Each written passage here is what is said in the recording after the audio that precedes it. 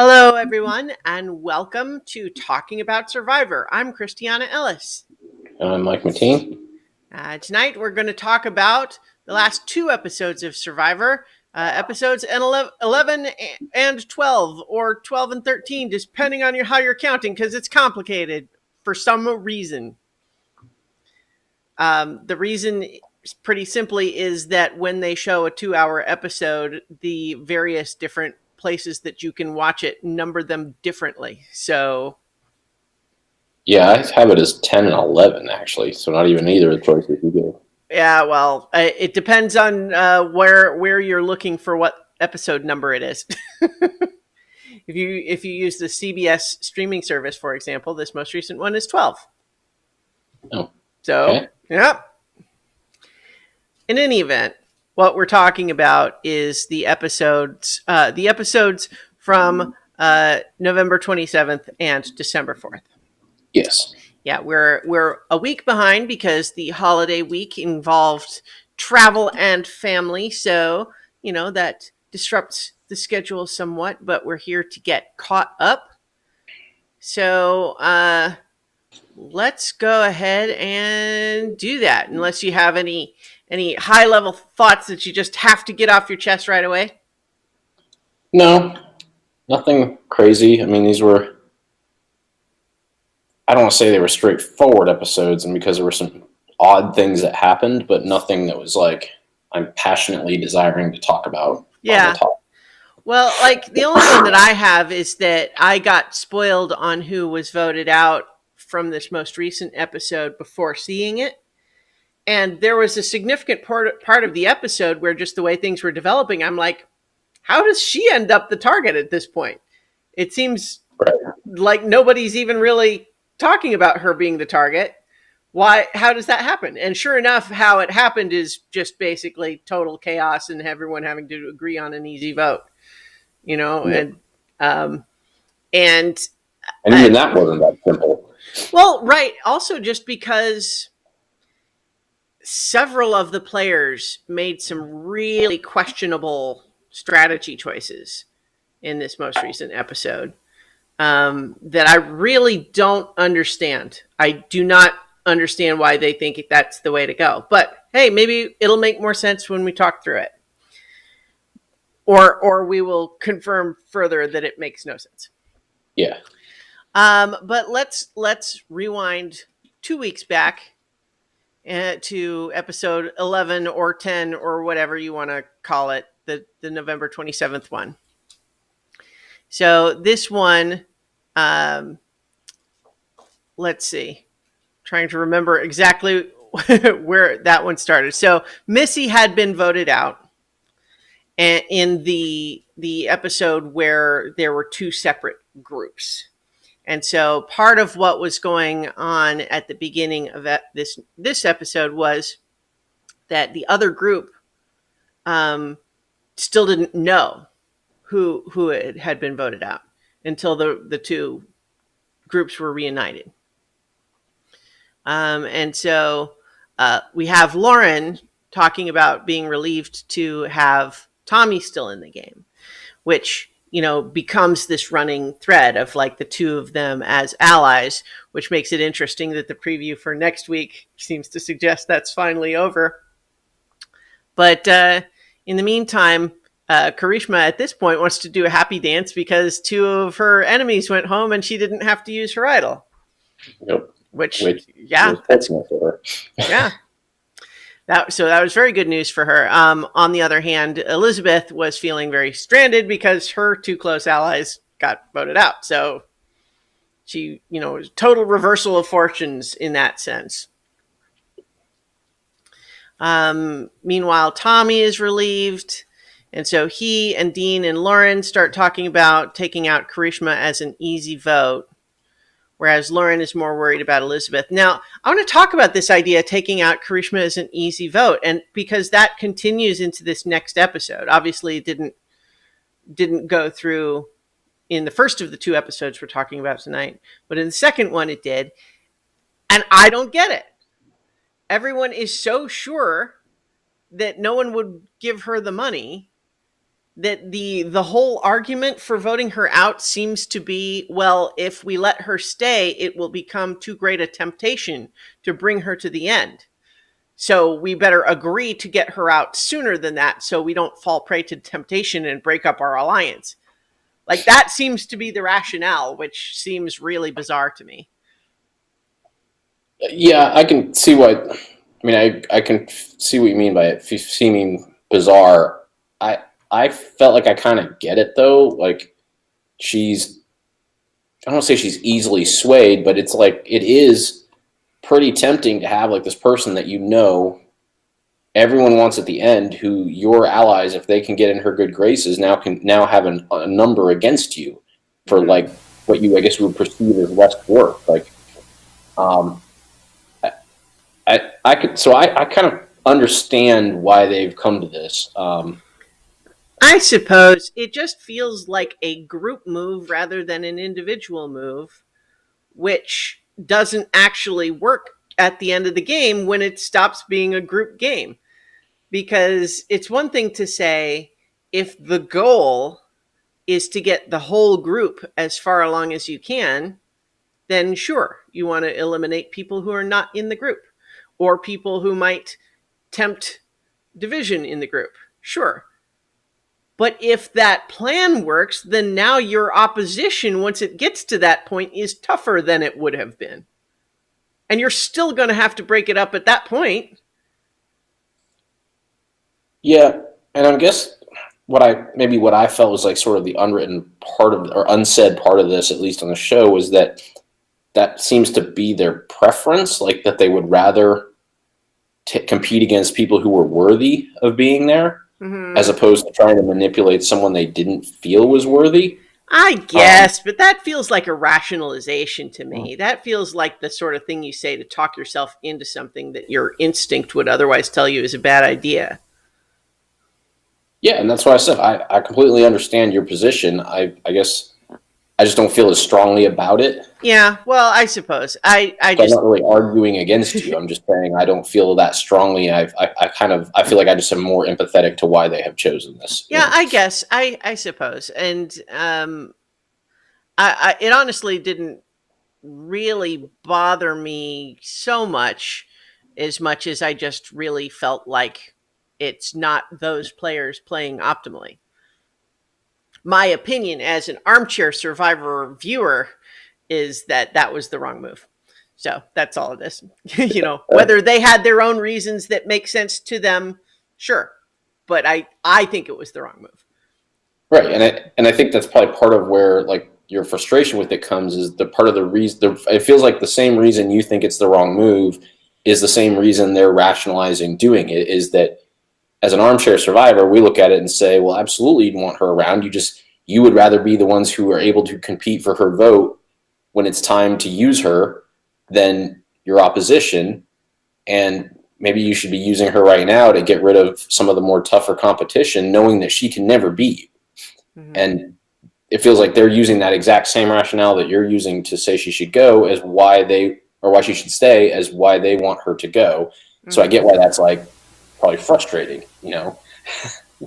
Yeah, it's I guess just like the rationale of saying it's such a tenuous thing to be able to have an alliance stay together any longer, than the first temptation, that doing whatever you can to keep it together, and then figuring that, well, and then once we get to that point, it's all every man for themselves.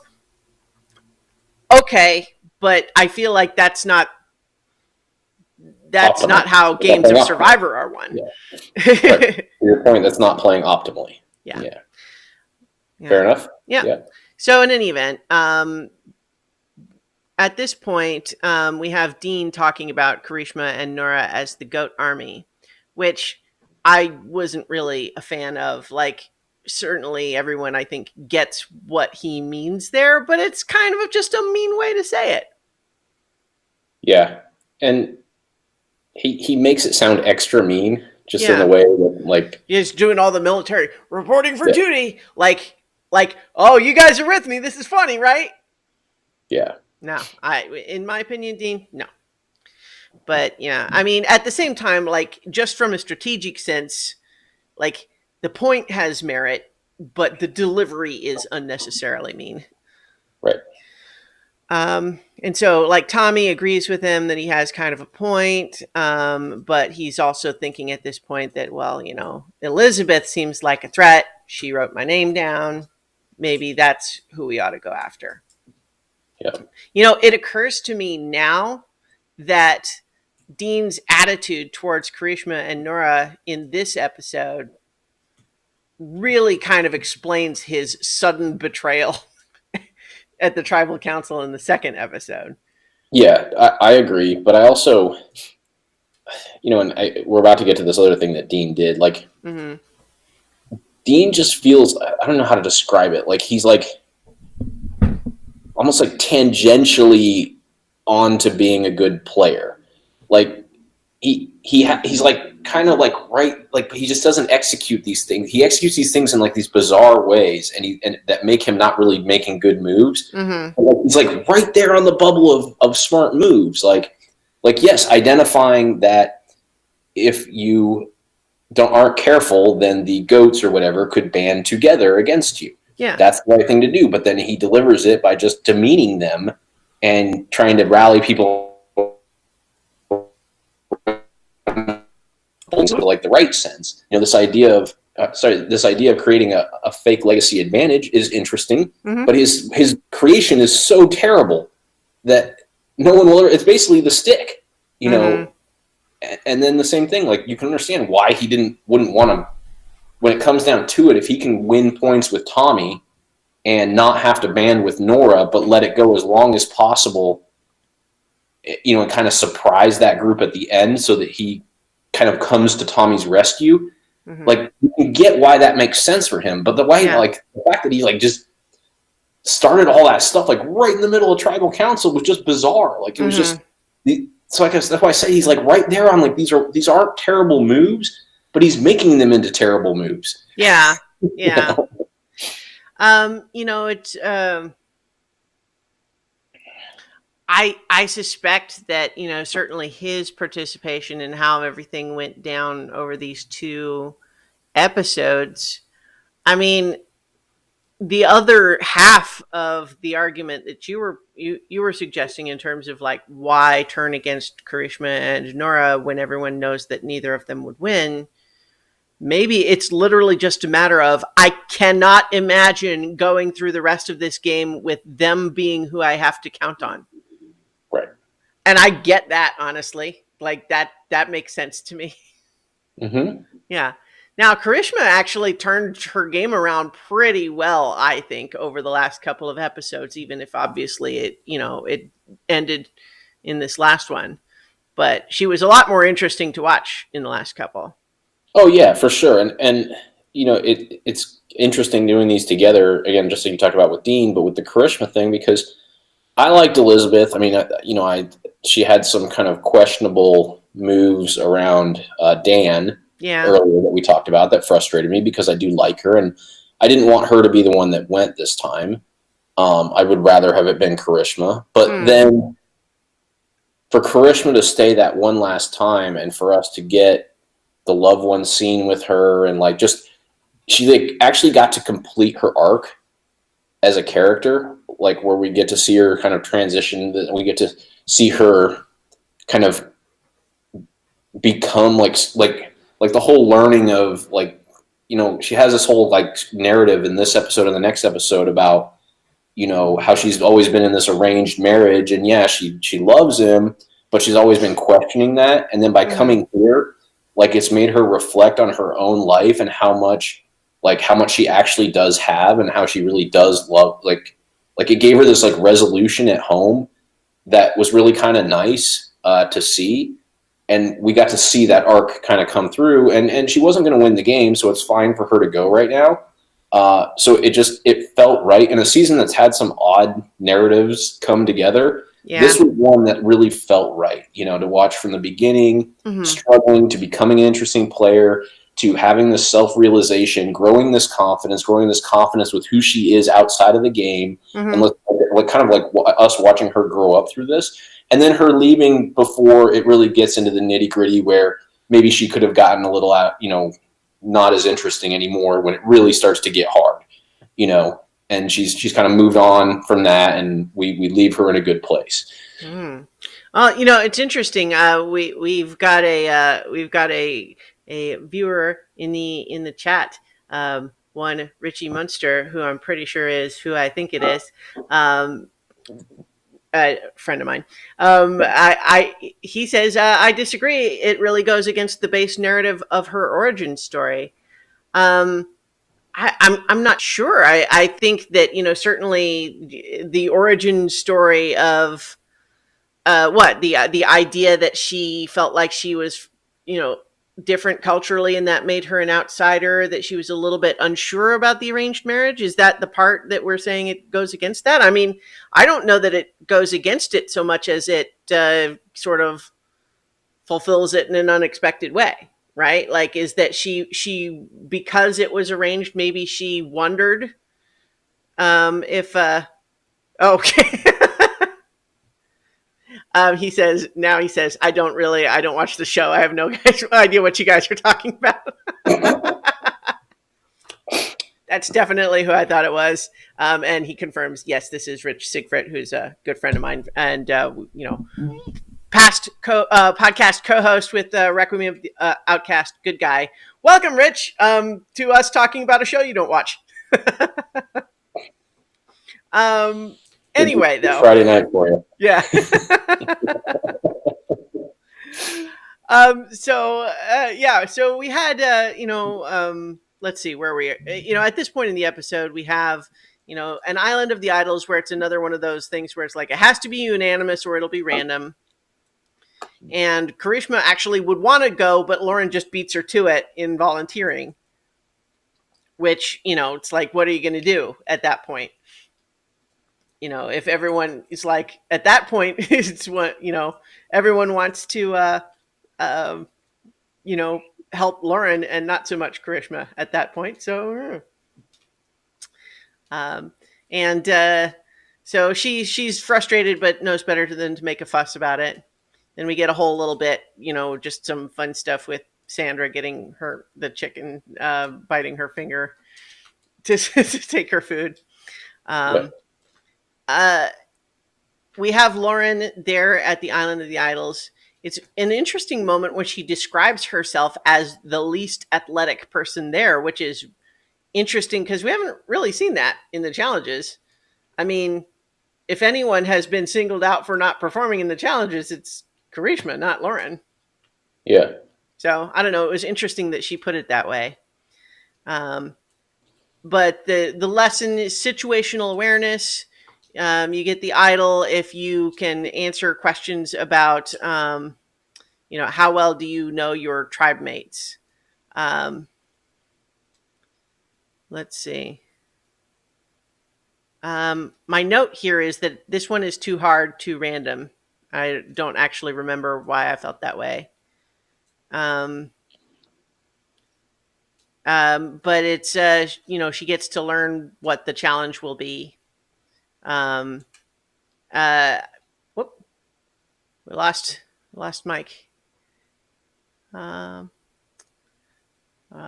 you still there, Mike? We have just black from you on the camera. No camera. All right. Let's see if we can get Mike back here, because it seems like the call is still going, but not. Okay. Yeah. So he has the same problem.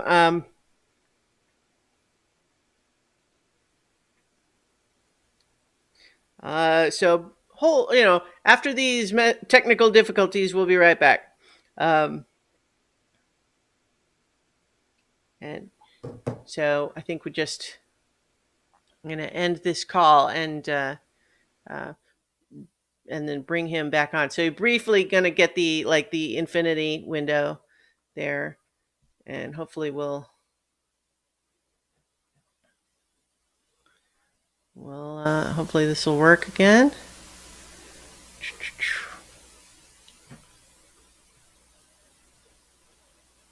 Okay.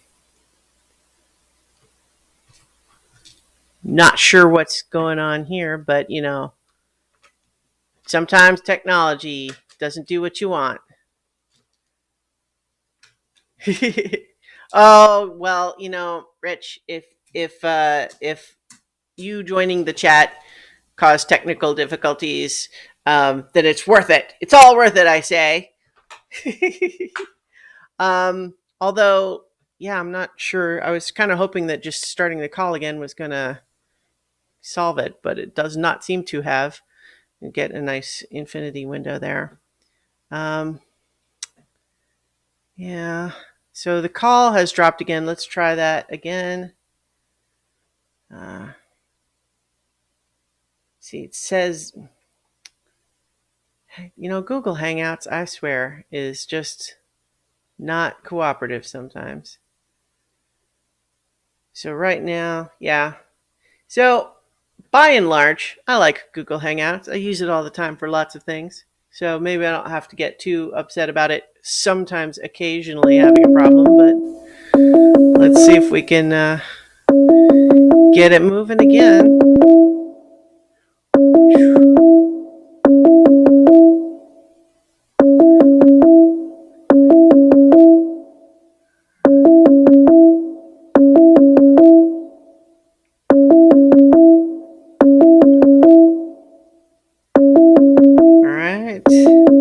Hopefully we'll get us there. I'm not sure what the problem is. So yeah. Well, we're going to try this again in a little bit. I'm just going to keep the stream going for right now. So my apologies if you're watching this. If you're listening to the audio version, I will have cut this part out. So, those of you watching the live or watching the video version get an extra bonus behind the scenes of me figuring out technical problems.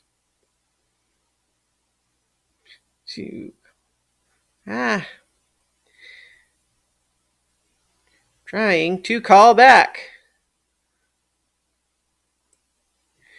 Okay.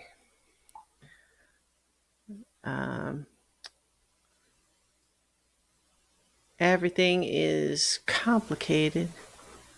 Hey, Hangouts, why'd you have to go and try to make things so complicated? I think I added an extra syllable in there that broke the scan. Because it's not try to make things complicated. It's just why'd you have to go and make things so complicated? Well, we'll see, hopefully. In the meantime, maybe I'll just talk a little bit more about, the survivor while we try to get the call back at, waiting on Mike. But so we have this lesson of, I'm not sure, given that it worked out actually pretty easy, I'm not sure why my notes were that it was too hard at first, but I don't know. Maybe I just was curious. Hey, so welcome back. I don't know what the problem was. My laptop, I guess. Uh-oh. So, iPad. Okay. Well, we've got you now, so welcome back. Thanks. Let me make, yeah. So, where were we? So we were just learning about what her challenge is to win the idol. And my initial impression was that it was going to be too hard, but kind of works out okay, actually. So she has to essentially, I think actually once he gave her, two odds, like either of the last two people in, she has to try to guess who's going to win the challenge. Right.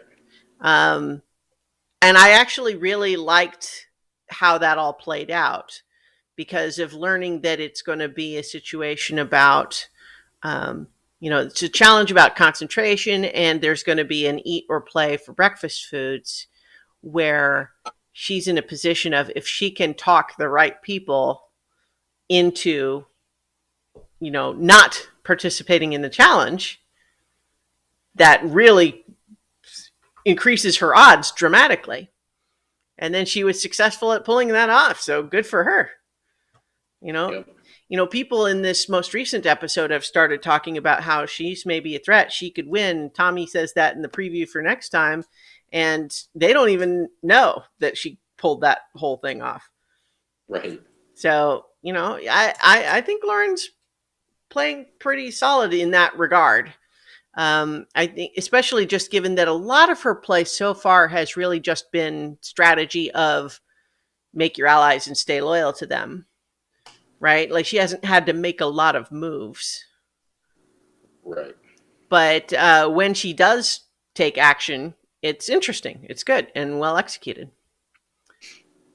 As opposed to, as you were pointing out, Dean, where he does stuff a lot, but does not always manage to pull it together. Correct. So this is where we get Dean making his fake.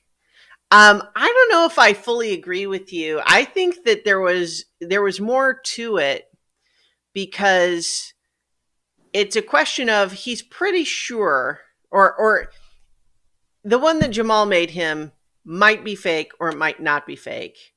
But the point is that everybody knows about it. Right? And Right. so what he's thinking is, I can hang on to the real one and maybe it's real.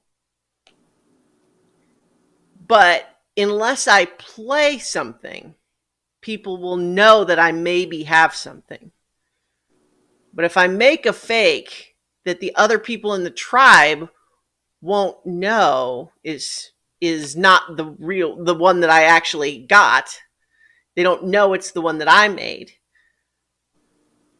It'll be revealed as fake, obviously, but they will think it's Jamal's fake and that I no longer have anything. Yeah. So, I mean, I think that there's some cleverness to that because it doesn't have to look real. It just has to fool them into thinking it's the one that Jamal gave him. Yeah, that's true. I mean, I agree. All the reasons you said why it was clever of him to make it, I agree with. And that's why I said, like, it feels like he's just, like, on the edge of being a good player. Like, it's, he's having these good ideas, but they're just sort of out of sync with, Yeah, no, I agree in general. Yeah. So in the meantime, Lauren pulls off getting a bunch of people to eat. She tells Tommy the truth and he's on board. She skirts the issue of Rob and Sandra being at the island, which makes me, the more weeks have gone on, the more it seems obvious to me that is definitely a rule that they're not allowed to say.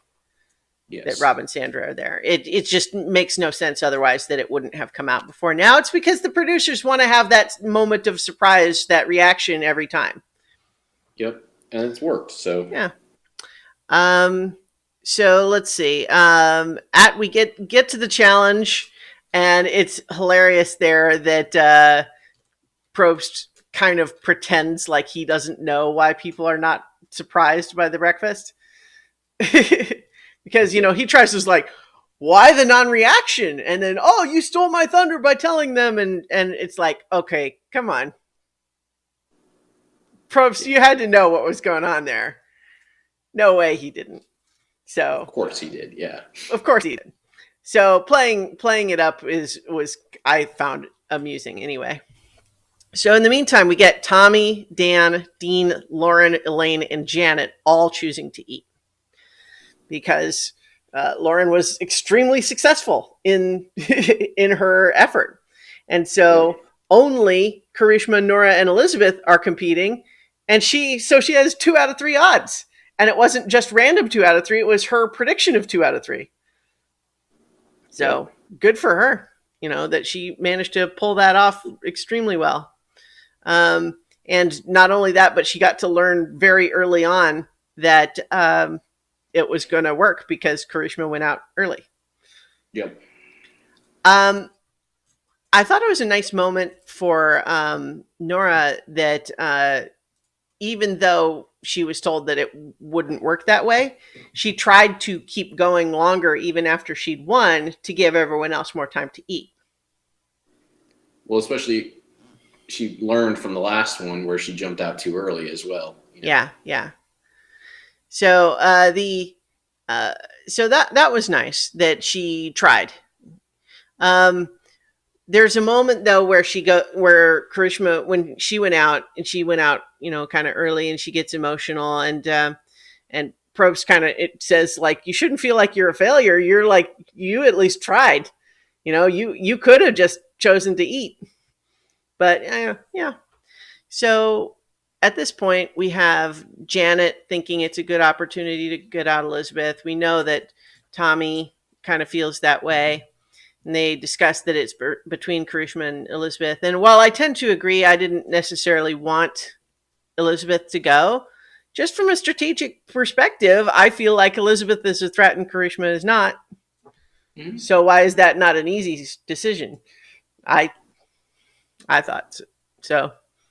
And I mean, it kind of, it wouldn't even have been an easy decision because that's not how they voted. Right. So, they're making different decisions than I would have, but it's, that's the nature of armchair survivor watching. Karishma doesn't want to lose Elizabeth, but now she's like, well, I can't save her by myself. I want to at least make my idol count if I have to play it. And, so all of those are good reasons. We have Elizabeth, Karishma, and Nora talking about their reasons for competing. This is all in the tribal council now. And there's, discussion. Is it an individual game or still an alliance game? And I couldn't help but feel like Karishma pointing out that it's an individual game kind of tipped the hand that she knew her plan wasn't really working in terms of getting them to not vote for her, right? She wouldn't have said that if she didn't think that they were already deciding not to do that. Right. But in any event, we have the Dean playing up his peculiar situation with the legacy advantage. And there's discussion of like, what does it mean to have an easy tribal when there's been so many blindsides? But so I have a note that says Dean's fake is fake.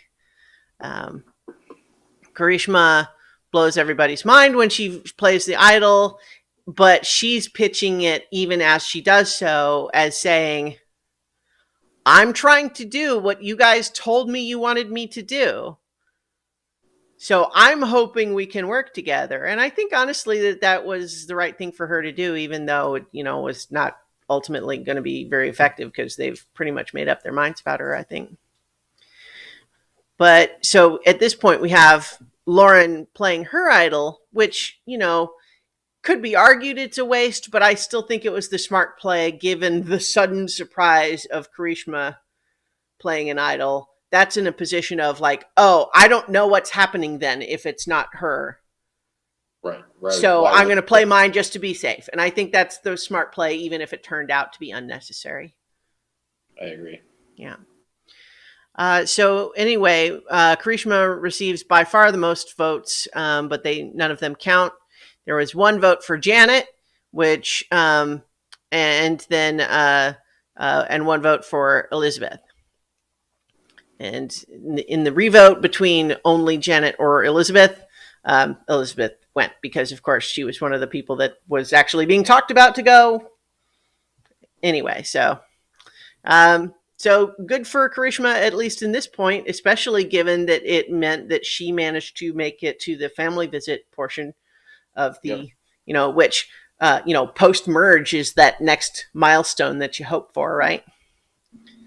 And, so Elizabeth, as an Olympic athlete, I think we could predict that she'd probably be a good sport about this sort of thing. She's used to competition and the highs and lows of that. So she gave it her all, got a little bit of gold inside her, but it's bittersweet. All that makes sense. And so despite the fact that there was some really messy stuff related to Dan, I think she was an interesting player. And You know, I mean, she got voted out for good reasons in the sense that, like, yeah, well, we think you're dangerous. Like, Right. And she wasn't even the choice until there was an idol, you know? yeah, So, yeah, and it was like, you know, sometimes that's just how it goes. And you know, it was good for Karishma in the sense that, like, she had an idol when she needed it. yes. And she did, to be fair, she did everything she needed to do in the next episode to keep going. It's just that Dean didn't want to work with Nora. Yeah, honestly, that, yeah, I mean, that the plan would have worked if Dean had actually been with them, but it seems that he really wasn't, probably all along. Right. And that's what I'm saying. Like, Karishma really, but she couldn't control that. Yeah, There wasn't. yeah. I mean, Dean didn't put himself in a position where he could have been more convinced by her. when you have only one option and that option is someone telling you that they're with you, I mean, there's only so much you can do at that point, right? Like, you don't really have any other pathway to getting what you want. You just kind of have to hope they're being truthful. But so that brings us to this week's episode, where we start right off the bat. You know, we go right to the challenge field, and it's the family visits. So we get to meet Lauren's husband, Matt, and she talks about how supportive he is and how he's always willing to, you know, be there for her no matter what she wants to do. We meet Tommy's girlfriend, Nicole, and there's some discussion about how he is a very, like, open and emotional and loving person. And everybody is, like, in tears, like, which is, you know, common in this part of the season, but yeah, it's definitely happening again this time. Especially Karishma, like, she's a wreck, right? Like, she's just not just tearing up, but, like, actively sobbing in her husband's arms. But, you know, it's at the same time, you know, given the sort of thread that has been built of her recognizing, gosh, you know, being out here constantly subjected to the judgment of these people who don't like me, it just makes her appreciate all the more that, like, she has found a partner that does love and accept her for who she is, and that she appreciates all that the more, and that's great. We meet Nora's sister, Janet's husband, John, and she just leaps into his arms, which is kind of fun, just given that they're both, you know, they're both older, so it's a little bit of a, like, oh, okay, careful. But and then there's discussion about he wore a pink shirt because their new grandchild is a girl. I tend to generally roll my eyes at so-called gender reveal parties and sort of this, but this one is just subtle. It's just a t-shirt, so that's fine. No explosions necessary. Yes. You know, and she's been away and all that. that. Yeah. So it's reasonable that she wouldn't yet know and would be interested. Yep. Yeah. Then we have Dean's mom. He talks a little bit about his roller coaster childhood and how she was always there for him. Then we have Dan's son, who's only 13 years old, the youngest person ever to appear. That whole segment would be nicer if I liked Dan more, but I kind of don't so much anymore, especially because, like, it's so clear as the season progresses that he is just putting all that behind him. It's not important to him anymore, and he's really not, you know, he said he was sorry, therefore it's all fine now. That seems how, you know, like, he continues to say mean things about people that don't make me feel like he's actually a really nice guy. Yes. So there's that. But we also meet Elaine's girlfriend. For some reason, I don't feel like I remembered knowing that Elaine was gay, but, you know, obviously I have no objection. I just was surprised when Girlfriend came out. Yeah, I mean, I don't really think they talked or addressed it much. Yeah.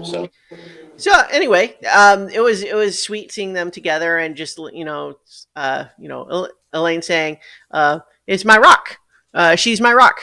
And then so that brings us to the challenge itself, which was a pretty simple one, but I thought that the end thing was kind of an inversion of what a lot of these challenges commonly are, which is something that's designed to take a long time so that it gets more even at the end. Because it's kind of like that, but it's also theoretically possible that someone really could just get it on their first throw. Right. It is designed to like even it out, but to even it out because no matter how late you're there, if everybody's still there, you can still get in on the first throw, like you said. Mm-hmm. So. Yeah, so I thought it was an interesting challenge, despite being kind of simple in many other respects.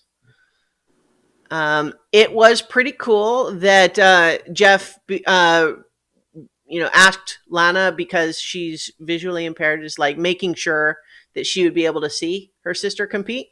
That was kind of cool, letting her kind of come and stand closer so that she would be able to follow the challenge. That was cool. That was cool. Yeah. Mm-hmm.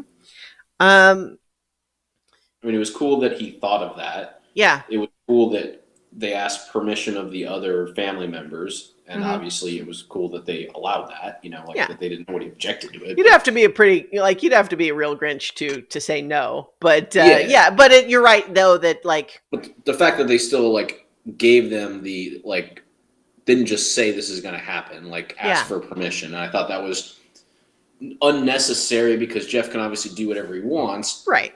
But still a nice gesture. Yeah, yeah, I think so. So in the meantime, though, we have, Dan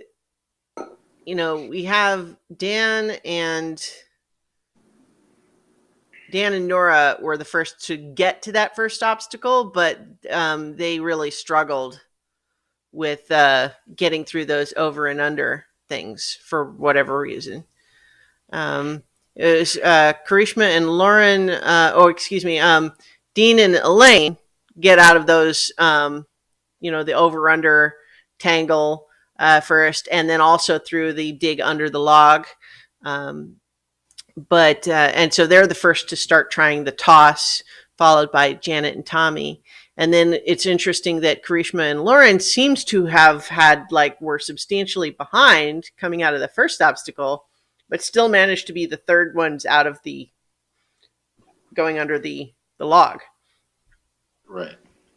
I wonder if that's just because, of the various competitors, Dan is one of the bigger guys there. So you literally have to dig more sand out to get him under it. Yep. I think so. Yeah. So in any case, Tommy and Janet win. They definitely continue to do that thing where you can pick one more person, and they pick Dan, and then, but now actually you can also now pick one more person. And then they pick Lauren. And so none of those are all of those are predictable choices, I think, for us, but it's also a question. Not for Nora. For Nora. Yeah. Yeah. Well, it's the same thing that has always been true about Nora for the whole season, which is that just her perception of what's happening in the game and what's happening around her just seems to be out of phase with what's actually happening. And so for her to not realize that she's on the bottom of that alliance and be so shocked by it was a little bit surprising. But so it was kind of cool seeing Karishma a little fiery as the people who didn't get picked were left behind, and she's trying to rally them to say, hey, let's the four of us try to do something. Let's band together and put a wrecking ball through someone else's head for a change. And there's a fire in her eyes there when she's saying that part, and everyone's like, oh, okay. We have not seen this Karishma very much so far this season, but it's kind of cool when she shows up. And so we have the reward feast, and they immediately start talking about okay, well, who are we taking out? Because there's sort of just an implicit assumption that it's the four of them in control, right? They bring up Elaine's name, and there's some discussion about how, in principle, it could be the four of them versus the other four as a tie, but their prediction is that won't happen because the other four won't stay strong with each other. They won't go to a tie. They will splinter before we will. And of course, they were right in the final assessment of that, even though it seemed in question for a while. Yes. Lauren seemed to think that Nora was under control and was very wrong about that, except that that did still kind of end up being what happened. So, Yeah. I hadn't thought of that, but yeah, I guess you're right. yeah, but certainly it didn't happen the way she thought it would happen. She was like, well, Nora is still like my number one ally, or she thinks I'm her number one, rather, I think is what she said. But in the meantime, we have Nora with a whole montage of her just ranting for a long time, apparently, about everything. After all I've done for them, they treat me like this. And the airing of grievances. And there's a little bit of an indelicate thing where, like, there's a whole moment where she's like, it makes me feel like I'm the, no offense, but like I'm the Karishma, except that like I'm likable and I do stuff. And Karishma is sitting right there going, what? Blink, blink. No offense. No offense. Yeah. But I feel like the person who I think is terrible and unlikable. I know. Which is you. And I'm complaining about that to that person. Yeah. It's like, but everyone else, though, is certainly inclined to let her rant because they want to be able to use that. Except, as it turns out, Dean, where we didn't really get any sign of him feeling that way. Or rather, we saw him reluctant to work with Nora, but it seemed more like he was swallowing that feeling of frustration because he felt like that was still what he needed to do. I wonder, though, like, do you think that it was really just that frustration? Like, was he actually in on the plan and then it was the thought constantly having to try to work with Nora that made him change his mind? Or do you think he was always just humoring them and was always planning to? No, I feel like he was legitimately in with the plan, but he always had this nagging feeling of not, like, he always kind of had one foot out the door from the plan. Yeah. But not that he was playing them, that he like legitimately believed this, which is part of why I think he let it go so long, is he's like, he knew he couldn't tell Tommy right away or it would just blow up everything. Or all that chaos that happened at Tribal would have just happened back at the camp. Yeah. And then who knows what happens after that. And right, so yeah. I think he was smart enough to know that. Yeah. He wanted to tell Tommy. Yeah. So, like, he thought that maybe if he could have told Tommy and let him know what was going on without it having blown up at the tribal council, that he could have disrupted the plan and saved him without having to go through that unpredictability. Right. The problem is that the way the whole plan was constructed, like, he couldn't just tell Tommy. Yeah. And then have Tommy be like, okay, well, I'm going to be cool with those other three voting for me. And just knowing Dean's going to vote with us to, like, make sure that it overrides them. So I was just going to say, I think he just never could find the right time. Mm-hmm. And then when Nora was just acting irrational in tribal council, he's like, dude, I got to get out of this. And he's just like, Tommy, dude, like, they're coming for you, man, but I'm voting with you. And I don't think he expected Tommy then to, like, lean over and be like, hey, Dean says you guys are voting for me. You know? Mm-hmm. Yeah. So, so I don't know. It's that Dean was definitely the one that frustrated me the most this time. You know, we talked a little bit already about, like, this idea of why is targeting Karishma a thing? Like, with Nora, I could almost even understand more the idea that, predictable. Yeah, that you don't know what she's going to do. You can't count on her vote for anything because she blows up everything she touches. And so you wouldn't want to ever try to work with her because it's more likely to actively backfire, as opposed to Karishma, who is just probably going to get to the end and have no one vote for her. Right? Although, I don't know, honestly, like, the Karishma that we saw in this last couple of episodes, I don't think would have been quite so obvious a zero vote person, you know? Yeah. But, you know, we'll never know now. But let's see. Um, we do get so we do have the four of them that weren't picked for the reward uh, back there, and their problem is that they're still kind of stuck with a tie unless they can find an idol. So the four of them go out idol hunting together, which I think is great. And then Elaine ends up finding it, and she puts it in her quote redneck pocket. Um, Elaine continues to be delightfully colorful. Actually, it just makes me think of Butch Cassidy and Sundance Kid with the old prospector. When you're out here as long as I am, you get colorful. Anyway, so they've got what seems like an unbeatable plan if the four of them are actually together on it. Right. Which, of course, is why it blows up, is because that wasn't true. But so we get to the challenge, and it's endurance concentration. You have to stand there and hold up the ball. There's a little bit of drama with Janet falling over and her foot's bleeding, but I don't think anything really, nothing really comes of that. Does look like it sucked, though. But so the final three came down to Lauren, Dan, and Elaine, and then the final two, Lauren versus Elaine. And it was nicely dramatic in the sense that they certainly were playing up that Lauren seemed to be having a rougher time. She's looking more worried. She's talking more. She's starting to shake, whereas Elaine seemed pretty stable and not moving around too much. But then suddenly Elaine goes out and Lauren got to win, and that was actually pretty cool. Yep. Yeah, and so with Lauren in a position here where, like, she did some cool stuff in the previous episode. She's won a challenge now. I'm starting... Uh-oh, we lost you again? It's a battery warning. Uh-oh. So I'm going to grab a charger while you're talking. Okay, sure.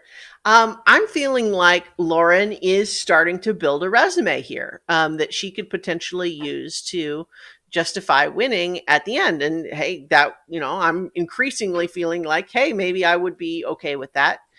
But at the same time, we have her still, at least as far as we can tell, unaware of how angry Nora is. And that was really all a mess. And so when everything blows up in the tribal council, she does not have a controlled reaction to that, because it's just turns into chaos because of stuff that she had no idea was happening. So, right. So she's doing some good stuff, but she's also doesn't really have her pulse on every other player in the game, because a lot of that happened specifically because of someone she thought was super safe. Right. And here's where I think her other problem is going to be, is that it's her tightest alliance right now it's with Tommy, right? Mm-hmm. And I think this is going to open Tommy's eyes to kind of, hey, it's time to start thinking about like the end game. Yeah. And Lauren may be my ally, but Lauren can beat me, so I need to make sure that I need to decide what's going on here. What point I, move her along. Yeah. Well, and I mean, I think that, we both know that you're right about that, because the preview for next time shows him saying exactly that. Oh, yeah, I completely forgot about that, actually. Well, but yeah, you're right. Now that you say that, he does. Yeah. Yeah. Now, that said, though, I mean, I think you're right about the reasoning behind that, which is that her starting to do some stuff, like, and he doesn't even know about the whole, like, the challenge thing, the Island of the Idols, how that played out exactly. No, he does, because she told him. She told him exactly what the plan was. So he does know all about that. He's the only one that does. Yes, so he knows that she manipulated that. He knows that she's won an immunity. Yeah. He knows that he's starting to get looked at. Mm-hmm. So he probably needs to start thinking about who else he could look at and not just go in groupthink. Yeah. So. So let's see. Boy, gosh, you just got all sorts of technical issues tonight. well, it's plugged into my computer and it just keeps like asking me to trust the computer. I'm like, yes, trust the damn computer. Oh, well. Yeah, We're getting there. We're closing in. I know. So we have it was I was happy seeing Lauren win the challenge though. I feel like even though I felt like I don't dislike Tommy, but honestly I was rooting for the plan against him, or rather I was hoping that that would go through, just because I felt like that was kind of the most interesting out of the possible outcomes. I wasn't predicting that it would literally just all explode into chaos. Even though maybe I should have, because that was exactly everybody else's concern. You know, Yes. we know that Elaine, Karishma, and Tommy, or excuse me, and Dean were all worried about that. But, you know, in the meantime, we get this segment here where Karishma gets just the tiniest glimpse of actually being in control of something, you know, in the sense of learning from Nora that the plan is this 4-3 split vote between Karishma and Elaine. And Karishma saying, that makes it perfect because since some of the votes they think would be the 4 aren't actually on their side, if the 4 of us vote for Tommy, we don't even have to play the idol. Right. And that's great news if it's actually everyone saying what they're going to do what they're saying they will. But in the meantime, I guess I'm not sure what Nora's concern was, because it seems, according to Dean, she was literally just having trouble adding up the number of votes. But I had the impression that it was slightly more complicated than that. I don't think it was. Well, you might be right, but I had the impression that he thought she was just miscounting, whereas what she was actually trying to do was game out, like, but what if Tommy has an idol or something? And Dean is basically saying, we can't plan for everything. We have to have a plan that gets us somewhere. And just because there's one possible way that it can fail, I don't know that there's anything we could do about that. Right. Yeah, I guess so. Yeah, I think, well, yeah, both things can be true. Mm-hmm. She could be gaming out what could happen if Tommy has an idol. She is also miscounting votes by saying things like, well, what if we put one vote on so-and-so? And he's like, because one vote doesn't do anything, because you know, and she just wasn't getting that. She just couldn't grasp the whole, like, oh, well, then it would be a tie of 3-3, and then we would lose 2-1. Mm-hmm. Or whatever, like however it was going to work, you know. And I mean, I don't even remember. She got it so convoluted with her, like, well, let's put one vote here, one vote there, that he just got frustrated. Yeah. So yes, you're right. She was gaming it out, but he was frustrated because she was gaming it out with things that were just, they weren't like real plans. It wasn't like this. It wasn't like she was just thinking through a very convoluted way to get around it. She was thinking out a way that was wrong. Like, it was just simply wrong. You know, because she kept saying, well, we'll put one vote over here. No, one vote doesn't do us any good, Nora. Mm-hmm. So, but she seemed to just feel like she had to like work through that, which is why she got out the leaves and everything. And I mean, ultimately, she obviously figured out what to do because they were ready to do it. It was just Dean that jacked it up, you know? Mm-hmm. Yeah. So we see him, you know, worried about that. Elaine worries about it. And it's really just, and not only that, but her obsessing over it so much instead of letting it be a settled plan tips off Laura, Tommy, and Dan that something might be up, even though they don't seem to do anything about it. Yeah, I mean, it just kept settling into the.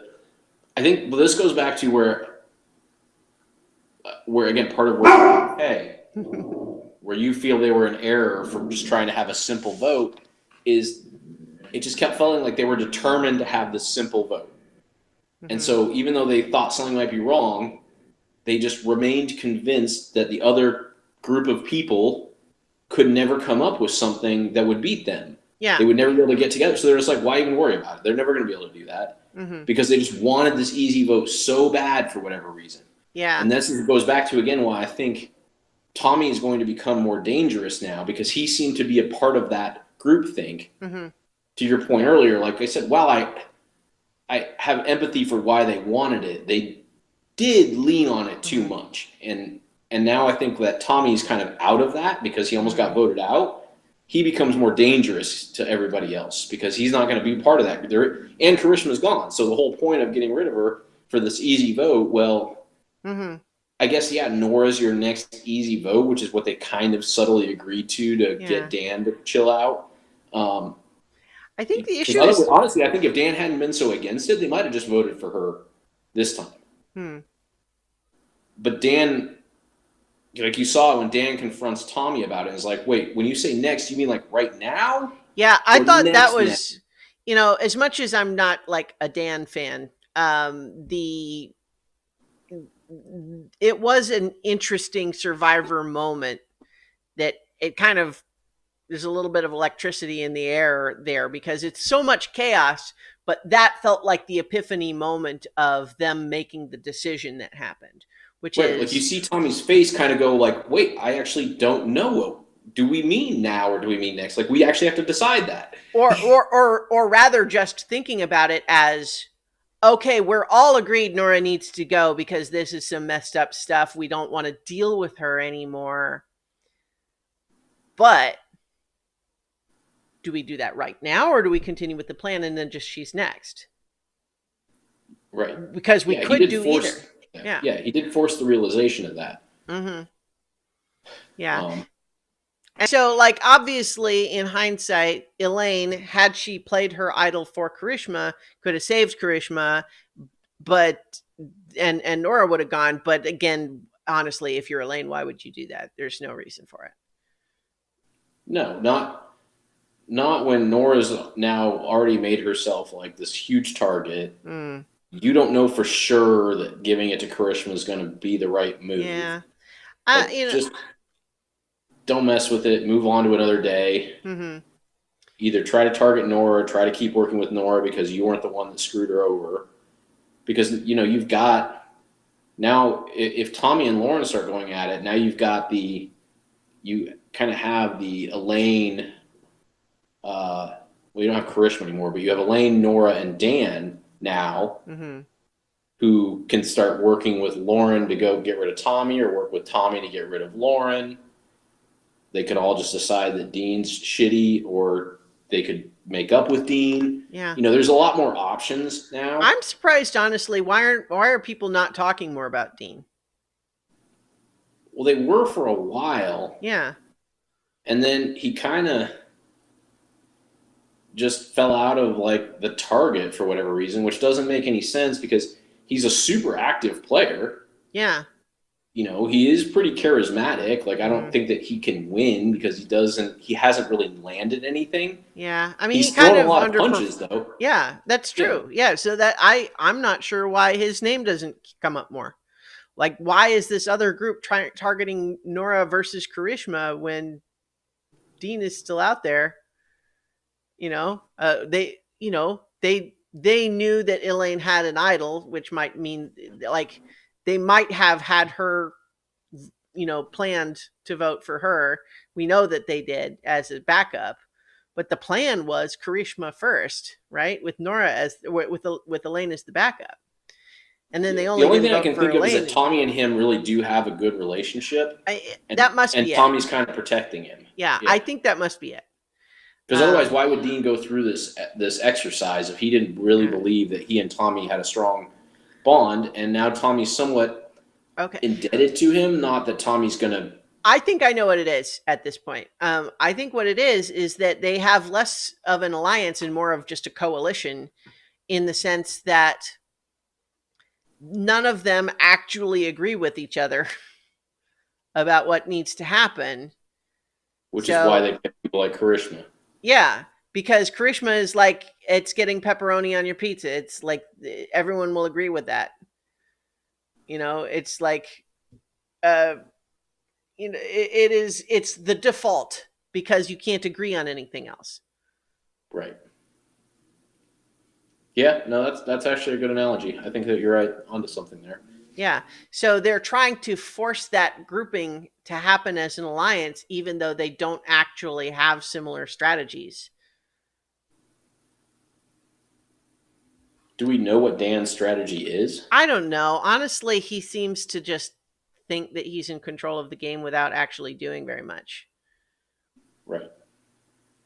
I mean, some of that might be just bias against not liking him very much, but we haven't Well, seen it's him been make hard any. for any of them to stand out because they've just been so determined on this like charisma thing for a Mm-hmm. couple of weeks.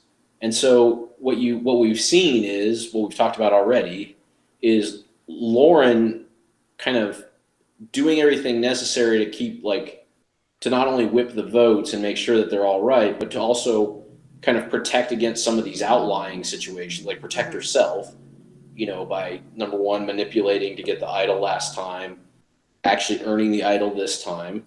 You've got Tommy with a strong bond with Lauren, who doesn't see any reason to like deter from what he and her are working on yet. And then Dan does feel like he's kind of along for the ride. That Dan does feel like he's just kind of along for the ride to us. Mm-hmm. And then who's the fourth one? Janet, Mm-hmm. who we also don't see much of a strategy out of. Like, but again, the nature of it hasn't really led to any Mm-hmm. strategy. Yeah. So it's amazing that we're in the penultimate episode next week, and we have all these people who've never had to do anything other than like continue to try to vote charisma and then have to, survive when it doesn't work. Yeah. Yeah. Like This is, it's a little bit frustrating because even beyond some of the yucky stuff that happened earlier in the season, it feels like we're going into a relatively weak end game just compared to recent seasons.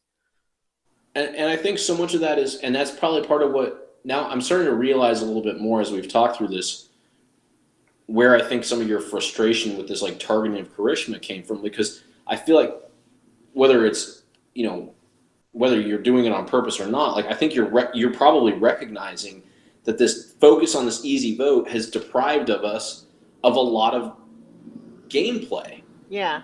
The gameplay is all on how does charisma try to get saved versus what are the people who are in the position of power trying to do to actually further their end game. Mm-hmm. So now we're going to, like I said, the penultimate episode, and now is when they all actually wake up.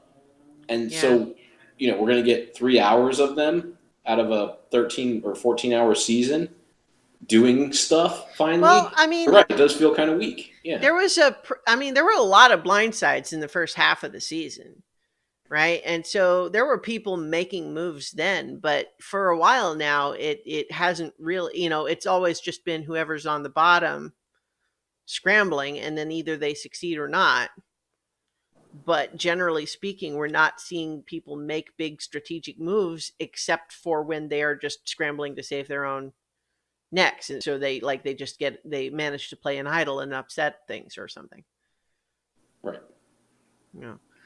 But yeah, so I just feel like I look at the players that are left in the game, and like there are some of them that I like okay, but like Janet was one of the few that was sort of relatively untainted from the whole Dan thing, but she also is not necessarily a super strong player. I mean, she seems nice, but she's not playing a hard game. I do kind of like Elaine, but in this she's a likable person, but she's also not really playing a very strategic game. No. Lauren is probably playing the strongest game, and Tommy is sort of sitting behind her a little bit. But like I said, I'm glad to see him wake up and see what he can do. But yeah, I mean, that's of the people left to root for. I mean, those are kind of my top two. Yeah. So, we talked about this tribal council a little bit already, where Dean pulls the trigger in a weird way of revealing that he was really never with that other plan, but trying to somehow just tell Tommy in the moment, and it's overheard because of course it is. And it's not really 100% clear what he thought Tommy was going to do differently. Like, what was he trying to tell Tommy to do? Like, the plan wasn't going to work if Dean wasn't actually voting with them, right? Right. Which, yeah, that brings us back like Dean could have just voted the other way, and Yeah. then when Tommy's like, "How the hell did I get all these votes?" Dean could be like, "Hey, man, it's because they targeted you. Hmm. I knew if I brought it up, like it would just send everything into chaos because I knew if I just voted the wrong way, you'd be all right. Like, sorry, I couldn't tell you, but I was the vote that saved you." Yeah. And it's not as powerful because like Tommy could be like, "Yeah, you still kind of let me risk it, man," Yeah. but it also would have gone a hell of a lot smoother. Well, I wonder if maybe the objective, like what he was hoping to make happen, was that Nora. instead of Elaine or Karishma, it would be Nora to go. Yes, that I get. Actually, now I guess that's probably what he was trying to do. I think so. I think he was trying to set up Nora to be voted out because he was just tired of dealing with her, um, and get credit for saving Tommy, right? But at the same Right. time, I think it would be fair for Tommy next time to say, "Thanks, I guess, but why could you have not told me this sooner?" Yeah, I guess if Tommy does actually reflects on it, as Yeah, much as he was like happy in the moment, like he could sit back and say, "Wait a minute, you knew about this entire plan for like a day and you didn't say anything." yeah. Yeah, like thanks, man. What Well, for that? and so it gets chaotic enough that Nora is just gets fed up with it and decides to just lay out everything. To what objective, it's not clear. Like, who is she actually trying to side with at the end there? It seems like she's trying to go back to the group that was voting Elena or Karishma, except that at that point it seems so clear that they're not going to be very interested in that. She's trying to pretend, oh, wait, no, I was actually going to save you, Tommy. Dean just beat me to it. That was bizarre. Well, I was gonna do it, but Dean ended up sitting closer to you, so he beat me to it. What? I mean, that's well, just absurd. yeah. It's one of those things where if I'm Tommy, I've got to be thinking, the two of you are arguing over which one of you got to tell me first when either of you could have told me yesterday. Right. And of course, like we said, Tommy's not thinking that in the moment. Yeah. He's just happy he got saved. But yes, he would. He's definitely going to reflect on that. You're right. Yeah. Well, he should. I hope so. I hope so Because too. yeah. But in any event, so when Nora, it seems very transparent that when Nora decides to lay everything out, it's not out of like, this is the strategic benefit I need here. It's more a matter of, I as a person am getting confused and frustrated with the lying because I don't like lying, so I want to just tell the truth because that seems easier for me in the moment, even if it's unclear what the actual strategic benefit is intended to be. That's kind of my take on it. Because the story she tells kind of blows up her connection to both sides, right? It's like, Right. I'm revealing to all of you that I was actually working with them, except I'm telling you that I'm not, even though that makes no sense. But also, I'm blowing up the whole plan for the other side. So you should all trust me because I'm a double agent who lied to everybody. Yeah. But not now. I'm telling you all the truth now. I'm explaining how I lied to all of you. Except that she kind of didn't. Nora is just so out there. It's so hard to even really put a finger on what it is that she's doing, just because she just seems untethered to what everyone else is doing, Yep. or loosely tethered at least. So it's just chaos. But because we also have Dan and Lauren trying to persuade Elaine that they weren't actually going to vote for her, even though they were. But now they won't because Nora blew up that she had an idol. And so Elaine is like, well, they know I have it now. Like, it would be stupid to not play it for myself now. It's kind of like, they know I have an idol. Like, that's a guarantee that they're, you know, they're either going to try to vote someone else or try to flush it from me, or, just use it at that point. and it's just all chaos, but then they kind of crystallize on what it seems like the plan is. We can't get out of Lane. She is an idol. Karishma was our other choice because we all wanted to get rid of her for reasons. So let's do that, and then we can get rid of Nora next time. That seems clear that that's kind of how it plays out. Although it's still kind of a split result, right? So, there was still confusion, I think, on some parts. Well, yeah, because they didn't want to tell the ones who were sided with Karishma that they were voting for Karishma. Mm-hmm. So they had to tell them, hey, yeah, we're all going for Nora now because of this. Yeah. And then tell the ones that they wanted to, no, we're not actually going for Nora yet. Right. Yeah. So I was totally with Boston Rob, though, at the end, where he's just like, all of that talk just to vote out Karishma. Because it's like I'm like same page, Boston Rob. Because if you're going to decide to vote out Karishma, none of that was necessary. But in any event, and then I was also agreeing with Kelly, whispering over on the jury that these are the dumbest moves. That's certainly my take. Because, as we talked about, like, if the whole reason for the easy votes is because that alliance just can't agree on any other thing, then what they have essentially done is started to make strategic decisions based on supporting an alliance of people that don't actually agree with each other in a game where they're eventually going to have to split it up anyway. Right. So I feel like they've set their priorities incorrectly. Instead of thinking about their own personal game, they're thinking about what supports the alliance without the next step of, and the alliance helps me win because blank. Yeah, and I've through our conversation here, I've come more to your side. Like I still, I see that more now that we've talked through all these situations and kind of what's led to this and what it's done for the end game and like all that, like this, all those pieces. Yeah, I'm more aligned with you. Well, I think that there's merit to both sides, right? Like obviously there's a rationale there. They're thinking like, if we can keep the alliance strong, that increases my likelihood of getting to that point, and then I'll figure it out, as opposed to it being more chaotic where maybe something happens to me. Like I can see that logic, even if I disagree with it. But I think there's also a little bit of a dilemma as a viewer, because generally speaking, in seasons, we don't want to see people who don't deserve to win brought along just because they won't get votes. I mean, that's not a fun thing to watch usually, but it doesn't make it not a good strategy to win the game. Right.